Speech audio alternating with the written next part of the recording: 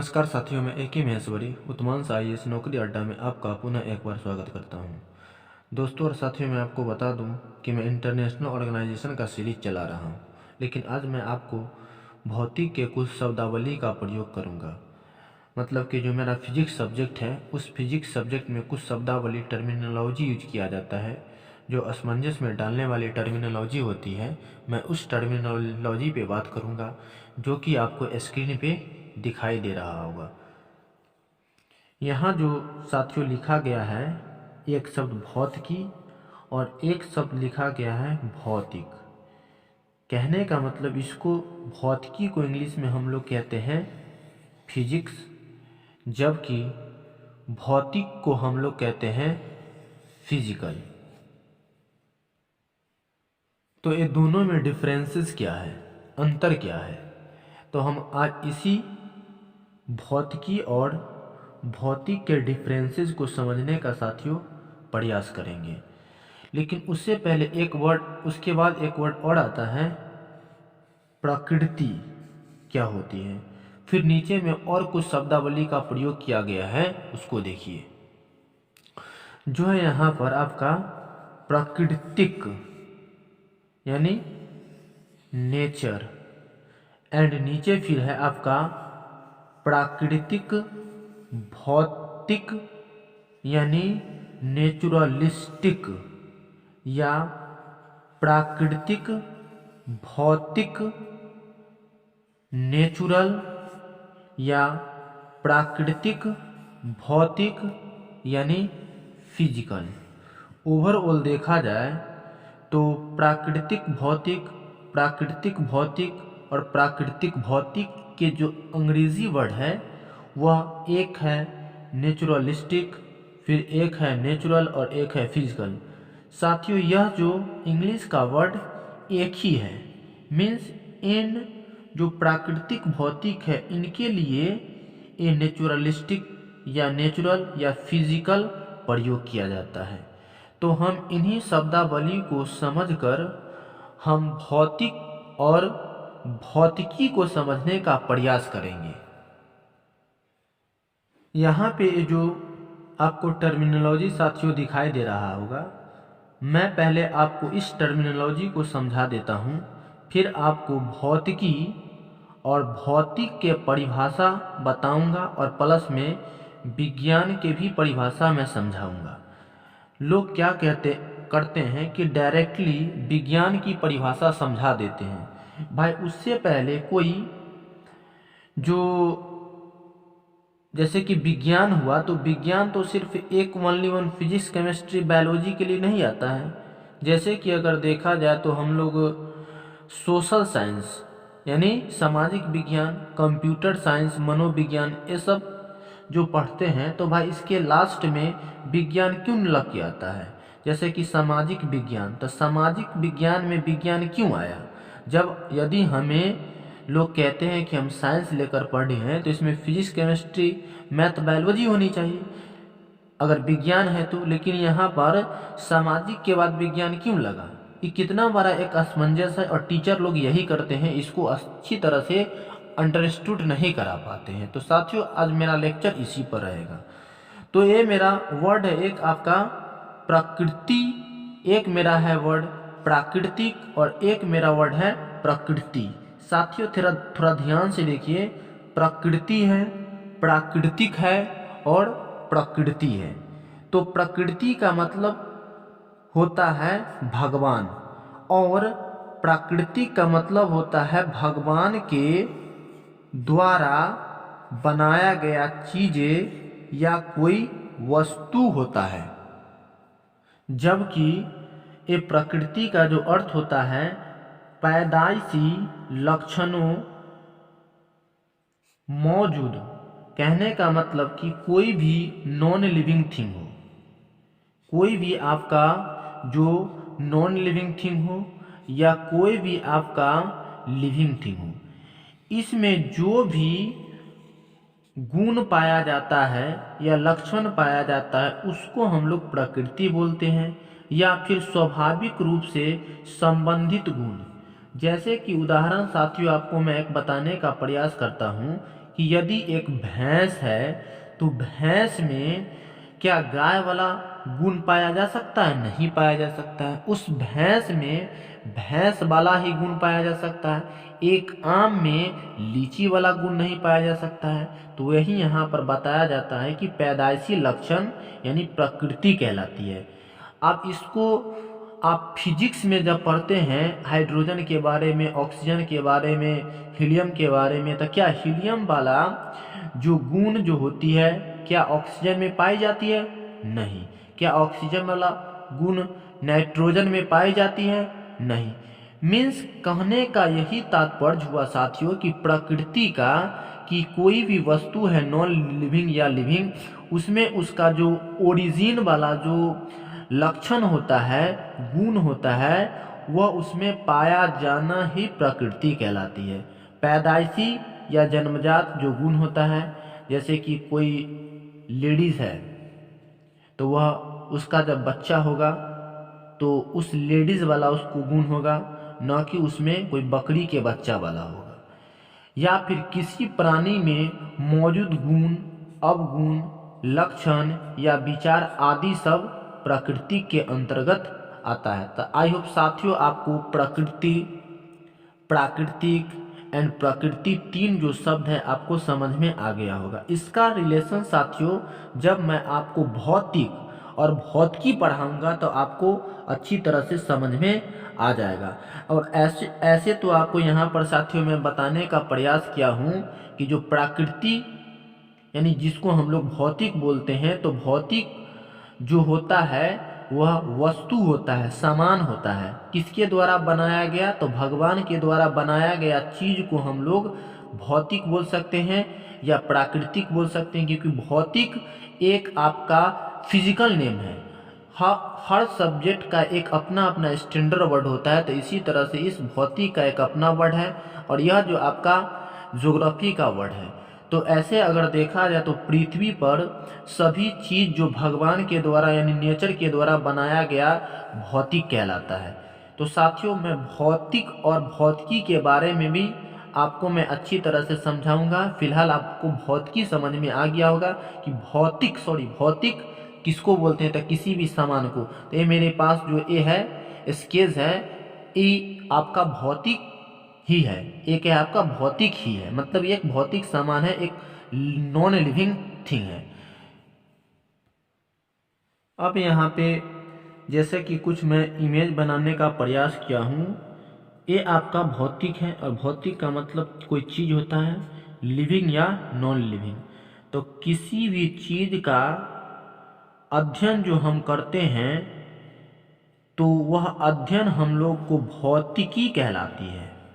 साथियों ध्यान दीजिएगा, भौतिकी कहलाती है। मतलब कि जैसे कि यदि आप भौतिकी पढ़ते हैं, भौतिकी एक सब्जेक्ट यानी फिजिक्स पढ़ते हैं, तो उस फिजिक्स में हम लोग क्या पढ़ते हैं?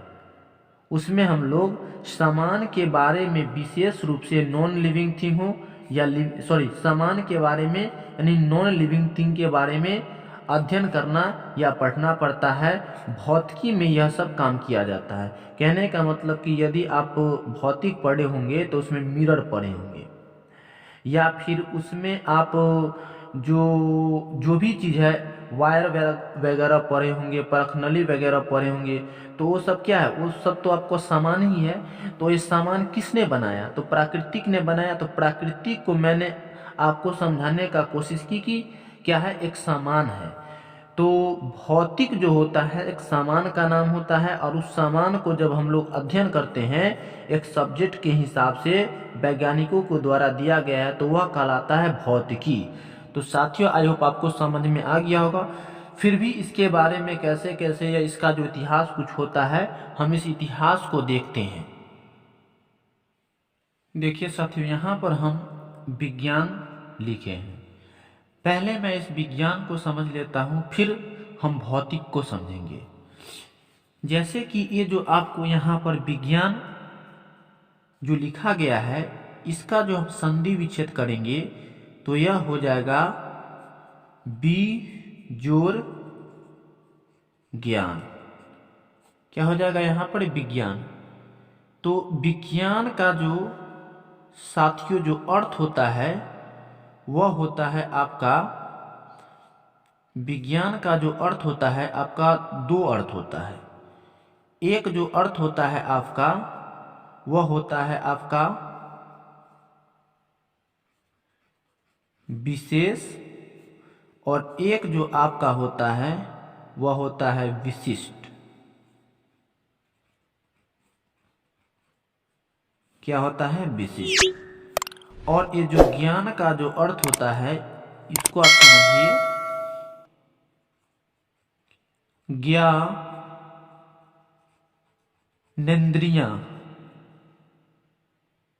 के माध्यम से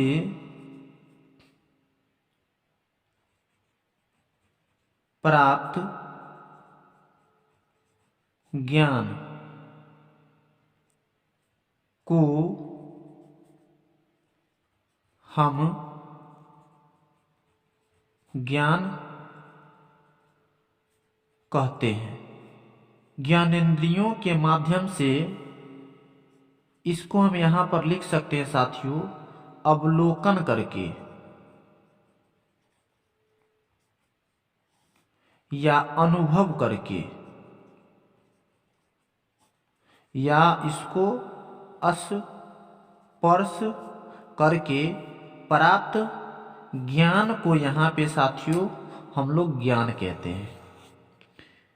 अक्सर लोग बताते हैं कि विज्ञान जो होती है वह शास्त्र होती है जिसके माध्यम से हम लोग द्रव्यों व ऊर्जाओं के बीच होने वाले प्रतिक्रियाओं का या क्रियाओं का सुक्रमबद्ध अध्ययन करना, वो गलत है। हमें पूछा गया है विज्ञान की परिभाषा, न कि हमें पूछा गया भौतिकी विज्ञान की परिभाषा। तो आई होप साथियों आपको समझ में आ गया होगा कि विज्ञान क्या होता है। अब यहाँ पर हम देखते हैं, तो यहाँ पर हमने जो देखा विज्ञान में बी का अर्थ और ज्ञान का अर्थ, अभी भी हम विज्ञान की परिभाषा से दूर ही हैं। तो विज्ञान की परिभाषा फिर हम यहाँ पर लिखते हैं, विज्ञान की परिभाषा हम लिखते हैं, जब हम किसी सब्जेक्ट को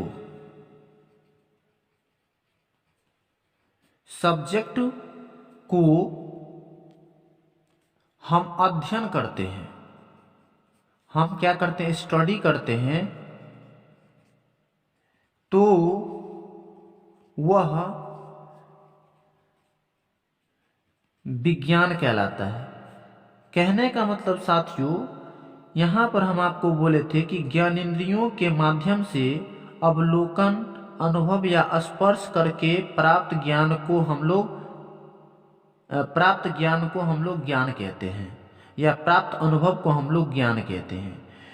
तो जब हम किसी सब्जेक्ट को हम अध्ययन करते हैं तो वह क्या कहलाता है?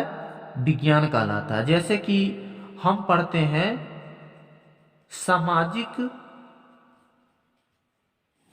सामाजिक विज्ञान हम पढ़ते हैं, तो सामाजिक विज्ञान को हम क्या करते हैं? अनुभव करते हैं या अवलोकन करते हैं। तो वही ना यहाँ पर साथियों आपका विज्ञान हुआ। तो विज्ञान का मतलब होता है जो किसी भी सब्जेक्ट के बारे में विशेष या विशिष्ट अपने ज्ञानेंद्रियों के माध्यम से अवलोकन, अनुभव या स्पर्श करके जो हम लोग प्राप्त करते हैं उसे हम विज्ञान कहते हैं। तो आई होप साथियों आपको समझ में आया होगा। और तब ना हम यहाँ पर पढ़ते हैं भौतिकी विज्ञान। क्या पढ़ते हैं? हम लोग भौतिकी विज्ञान के बारे में पढ़ते हैं कि भाई भौतिकी विज्ञान क्या है, यानी भौतिकी विज्ञान क्या है। तो भौतिकी विज्ञान अगर देखा जाए तो इसमें क्या पढ़ा जाता है? तो इसमें द्रव्य व ऊर्जा के मध्य आपसी क्रियाओं का समावेशन पढ़ा जाता है। मतलब इसके जो आपस में जो भी क्रिया होती है उस क्रिया के बारे में। तो मीन्स यदि हम द्रव और ऊर्जा के बारे में अगर विशिष्ट रूप से ज्ञान प्रदान करते हैं तो उसको हम भौतिकी कह देते हैं।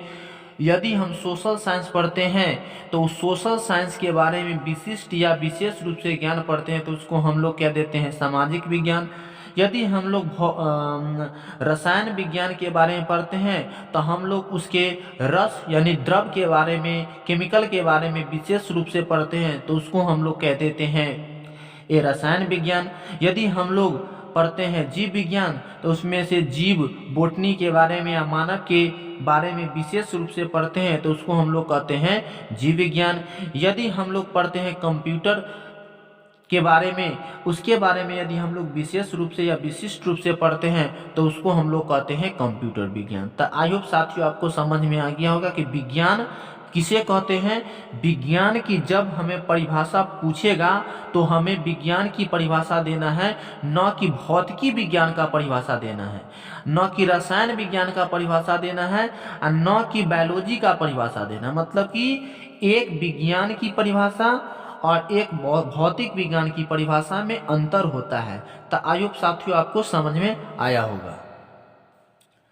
तो साथियों फिर मैं एक नेक्स्ट लेक्चर में आपको भौतिकी और भौतिक में क्या अंतर होता है, यानी फिजिक्स और फिजिकल में क्या अंतर होता है, मैं इसको फिर एक नेक्स्ट वीडियो के साथ आपसे मिलता हूं और उसमें एक डिटेल से और पूर्ण रूप से मैं आपको बताने का प्रयास करूंगा कि जो भौतिकी है इस शब्द की उत्पत्ति ग्रीक वर्ड से कैसे हुई और उसके बाद फूसिका से लिया गया यह शब्द है जिसका अर्थ प्रकृति होता है।